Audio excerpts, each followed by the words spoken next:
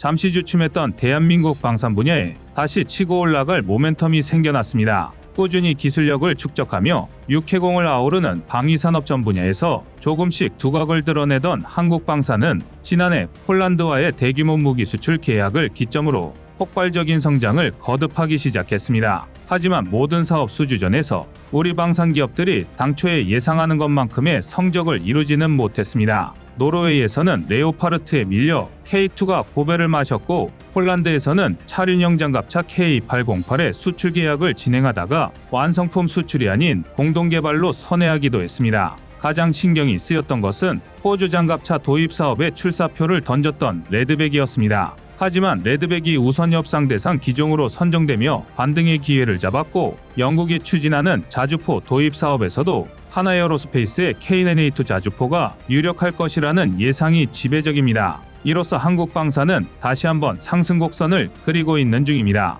하지만 국내 일각에서는 폴란드와의 무기 수출이 전액 대출 차관으로만 이루어진 속빈 강정이 아니냐는 비판을 제기하기도 하는데요. 이는 현실과는 다른 거짓 정보에 가깝습니다. 호주에서 라인메탈사의 링스를 꺾고 우선 협상 대상 기종으로 선정된 레드백이 긍정의 연쇄 반응을 일으키고 있습니다. 지난 25일 영국의 제임스 카틀리지 국방조달부 장관이 영국 의회에서 영국군의 AS-90 자주포 교체 사업을 가속한다고 발표했습니다. 대한민국 명품 자주포 K9의 최신 개량형 K9A2의 수출을 위해 도전하고 있는 영국의 차세대 자주포 116문 도입 사업 MFP 진행을 앞당기겠다는 것이었는데요. 영국 국방부는 2025년까지 MFP 프로그램 최종 계약을 맺고 2027년 전력화할 계획이라고 밝혔습니다. 그런데 영국 자주포 사업은 호주 레드백 사업과 마찬가지로 국내에서 반쯤 포기하고 있었던 사업이었는데요. 지난 3월 영국은 우크라이나에 AS-90 자주포 32문을 지원 보내고 생기게 된 전력 공백을 메우기 위해 강력한 경쟁 상대였던 스웨덴제 차륜형 자주포 하처 14문을 도입하겠다고 결정했었습니다. 이에 따라 사실상 자주포 도입 사업의 승자가 정해진 것이나 다름없다고 포기하는 분위기였습니다. 그런데 영국 현지 언론의 생각은 전혀 달랐는데요. 이번 도입 사업에서 아처 자주포가 후보 중 가장 먼저 탈락했다는 것입니다. 이번 사업은 향후 수십 년 동안 운용할 영국의 자주포 전력의 미래를 결정하는 사업이기에 스웨덴의 아처 자주포는 단순히 전력 공백을 메우기 위해 도입했던 것이지 미래를 위한 자주포는 아니라는 것을 보여준 셈입니다. 거기다 호주에서 거둔 레드백의 승리는 예상치 못한 나비 효과를 불러오며 영국 자주포 사업에서 K9A2의 선정을 기대할 수 있게 됐는데요. K9A2는 기존의 장약을 수동으로 장전해야 했던 K9에 완전 자동화 장전 시스템이 적용되어 연사 속도를 기존 K9A1보다 50%나 끌어올려 분당 열발 사격이 가능합니다. 이를 통해 화력을 30% 이상 향상하고 승무원 수를 5명에서 3명까지 줄이는 데 성공했습니다. 전 세계 군대와 마찬가지로 인력난을 겪고 있는 영국군의 니즈를 충족시킬 수 있는 부분입니다. 여기에 외부에서 사격할 수 있는 원격 사격 통제 체계와 레드백에 적용되었던 것과 같은 복합 소재 고무궤도까지 적용되어 K9 자주포의 방어력과 기동성 등을 대폭 강화했습니다. 영국 자주포 사업에 승리하게 된다면 2029년까지 총 116문의 자주포를 수출하게 되며 그 규모는 1조 3천억 원이 될 것으로 예상되고 있습니다. 이번 영국 자주포 사업은 한국 방산에 있어 큰 의의를 가지고 있는 사업인데요. K9에도 영향을 주었고 현대식 자주포의 시작이라고 할 수 있는 AS-90 자주포를 개발한 자주포 종주국 영국의 주력 자주포 자리를 K9이 차지하게 된다면 진정한 자주포 종주국은 한국이라는 사실을 증명하게 되는 것입니다. 영국 현지 언론에서 가장 유력한 후보로 꼽고 있는 자주포는 하나를 중심으로 한 K9 영국 수출 협력연합, 팀선더의 K9A2 자주포와 레오파르트2, 한저하우비츠 2000 등을 제작한 크라우스 마페이 베그만의 RCH-155 차륜형 자주포였습니다. 특히 RCH-155는 완전 자동장전, 무인 원격 조종 시스템,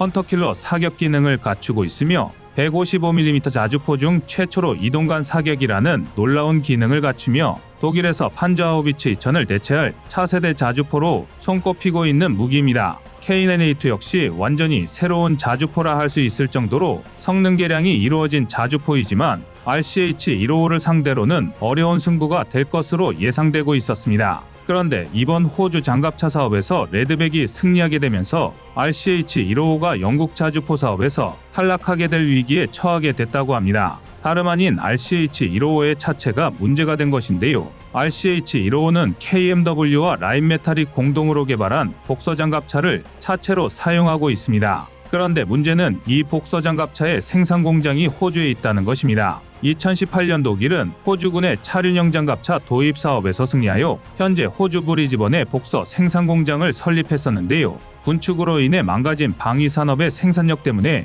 독일 현지에서는 복서 장갑차를 생산하지 못할 상황에 처했기 때문에 독일 국방부는 독일 연방군을 위한 복서를 공급하기 위해 호주에서 생산된 복서 장갑차를 역수입하려는 계약을 체결할 예정이었습니다. 호주 장갑차 사업에서 한국의 우위를 차지하기 위한 제안이기도 했었죠. 그런데 그 누구도 예상하지 못했던 레드백의 승리로 인해 복서 장갑차 역수입 계획이 무산될 위기에 처했으며 브리즈번 공장 역시 2026년에 문을 닫을 것으로 예상되고 있습니다. 덕분에 복서 장갑차를 차체로 사용하는 RCH-155 역시 양산의 차질이 발생하며 영국에서 원하는 스케줄을 맞출 수 없게 되었습니다. 또한 애초에 복서 장갑차를 RCH-155의 차체로 사용한다는 부분에 대해 불만을 표하는 영국인들도 많았는데요. 복서는 뛰어난 성능을 가진 장갑차이지만 독일 무기의 고질병인 지나치게 높은 단가 문제에서 벗어나지 못했고 차륜형 구조를 통해 높은 기동성을 갖출 수 있었지만 기동 간 사격을 실시할 때 반동을 제대로 잡으며 명중률을 보장할 수 있을지 의문이 제기되고 있습니다.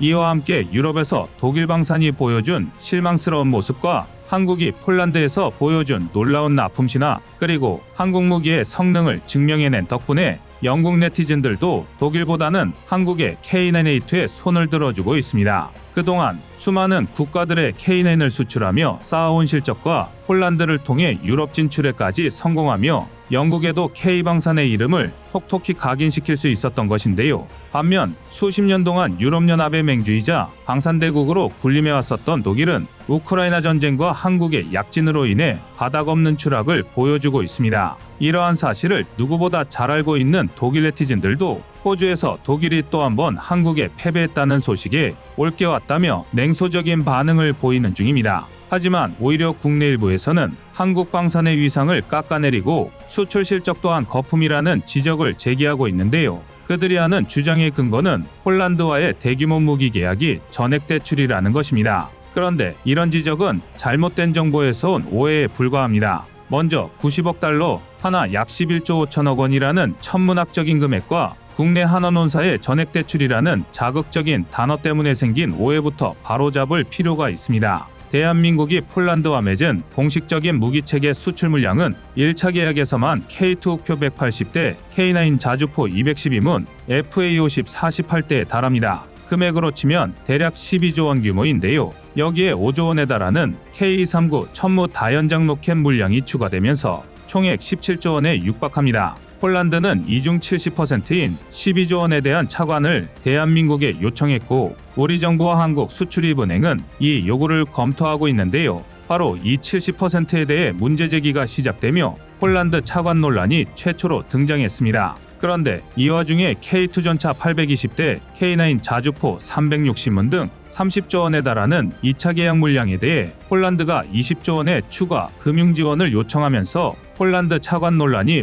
폴란드 전액 대출 논란으로 격화되기 시작했습니다. 대한민국은 현행법상 방산을 포함한 중공업 분야에서 정부의 연간 수출 금융 지원 한도가 100억 달러를 넘지 못합니다. 애초에 폴란드에 20조 원을 빌려주는 게 불가능하다는 건데요. 이에 대한민국과 폴란드는 2차 계약 규모를 현행법에 저촉되지 않는 90억 달러 규모로 축소하는 등의 방법을 협의하고 있습니다. 이 때문에 전액대출이라는 단어가 등장한 건데요. 그러나 만에 하나 차관이 이루어진다고 하더라도 남은 계약 물량 전체를 놓고 보면 약 38%를 조금 넘는 금액에 불과합니다. 심지어 1차 차관 금액을 전부 합쳐도 전체 계약 물량인 37조 원의 65%에도 못 미치는데요. 방산 계약에서 이 정도 수준의 차관은 꽤 흔한 일입니다. 사실 중요한 건 차관이 얼마라는 것보다는 폴란드가 차관을 갚을 능력이 있느냐입니다. 이 질문에 대해 대부분의 전문가는 폴란드의 경제 규모를 신뢰하고 있습니다.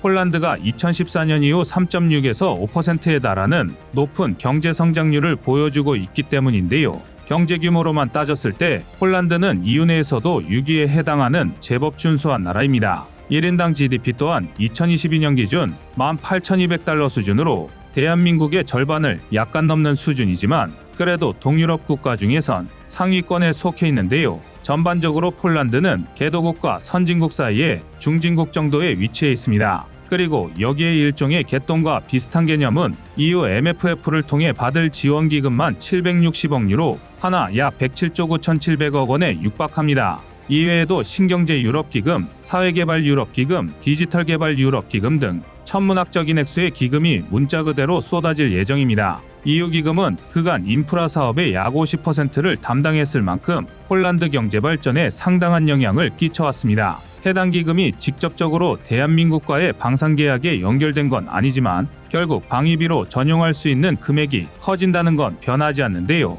다시 말해 폴란드와의 계약은 EU와의 신뢰도를 기반으로 하는 것과 마찬가지입니다. 따라서 폴란드에 대한 차관 문제는 크게 걱정할 문제가 아니라는 것입니다. 3류는 힘들 때 괴로워하고 2류는 힘들 때 참으며 1류는 힘들 때 웃는다는 말이 있습니다. 모든 경우에 다 적용할 수는 없겠지만 대한민국 방위산업은 힘든 과정에서도 참고 이겨내며 결국 상황을 반전시켜 스스로 웃을 수 있는 결과를 만들어낸 진정한 인류라고 할 수 있습니다. 레드백이 호주에서 어두운 터널을 지나 빛을 본 것처럼 KNN8도 영국에서 좋은 결과가 있기를 기원하겠습니다. 이상 꺼리튜브의 두 번째 미션이었습니다.